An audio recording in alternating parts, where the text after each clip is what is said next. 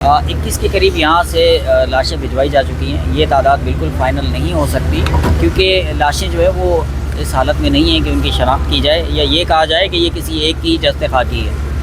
کسی کا ہاتھ ہے تو کسی کا سر ہے، تو یہ اعضاء میں مل رہی ہیں لاشیں. یہ ہاسپٹل جا کے ہی پتہ چلے گا یا پھر ڈی این اے دوسرا راستہ ہے اس کا کہ یہ لاشیں کس کی ہیں اور ان کی تعداد ایکچول ہے کیا.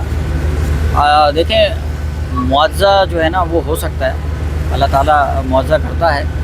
ہو سکتا ہے کہ معاوضاتی طور پر کوئی اگر بچ سکتا ہے تو، ورنہ جو بلڈنگ کی حالت ہے، آگ نے پورے بلڈنگ کے اسٹرکچر کو ہلا کے رکھ دیا ہے. آپ کے سامنے ہے، بلڈنگ کا کچھ حصہ گر بھی چکا ہے، مزید گر بھی رہا ہے.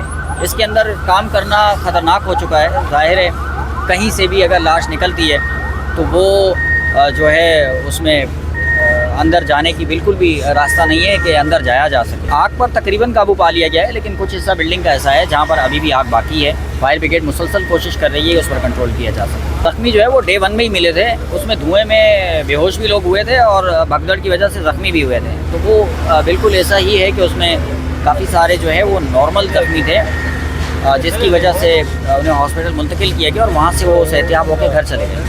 بچوں کی تو نہیں کہہ سکتے، لیکن ایک خاتون کی لاش ملی ہے جو اب تک ناقابل شناخت ہے، شناخت نہیں ہو سکی.